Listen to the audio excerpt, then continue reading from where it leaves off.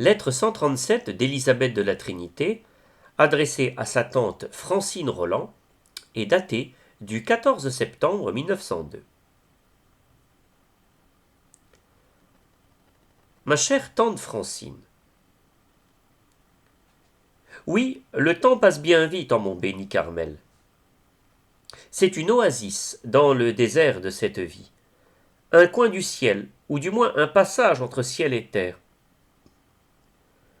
Toi qui comprends toute la beauté, la grandeur de ma vocation, remercie celui qui m'a choisi la meilleure part, et demande-lui que je réponde à tant d'amour.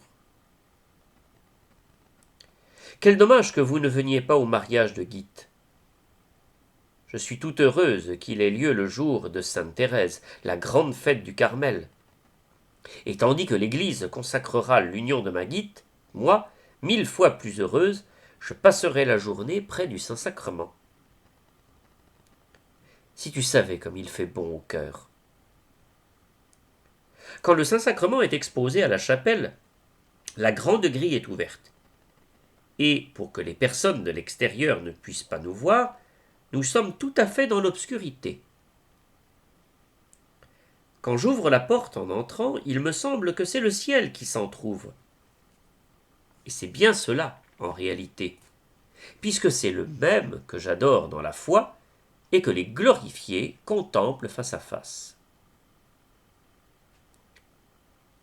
Si tu veux bien m'envoyer ton âme, nous ferons Madeleine tous les deux. Les veilles de fête, je vous vois orner votre chère petite église que j'aime tant. Je pense que vous êtes bien occupé, et que vous ne seriez pas fâché d'avoir votre petite aide qui cependant ne faisait pas grand-chose. Ici, je fais tous les jours le ménage du cœur. Je n'ai pas la consolation de m'approcher tout près, tout contre le tabernacle, comme à Carlipa. Je ne vois même pas l'autel, puisque tout est fermé. Mais c'est bien meilleur encore d'être carmélite. Je chéris cette épaisse grille qui me cache mon bien-aimé, en même temps qu'elle me fait la prisonnière de son amour. Pendant le mois du rosaire, nous avons le salut tous les jours. C'est un mois que j'aime entre tous, car c'est aussi celui de notre sainte mère Thérèse. Nous lui faisons une grande neuvaine, et je te promets de bien la prier pour toi. Tu verras qu'elle t'amènera ici pour le jour où j'aurai le bonheur de faire profession. De ton côté, ma petite tante, prie-la un peu pour moi, afin que je devienne une vraie carmélite, c'est-à-dire une sainte, ni plus ni moins. Puis, prie aussi pour notre petite Guite, afin que Dieu soit bien aimé en ce petit ménage. Et je crois qu'il en sera ainsi, car tous deux sont si pieux.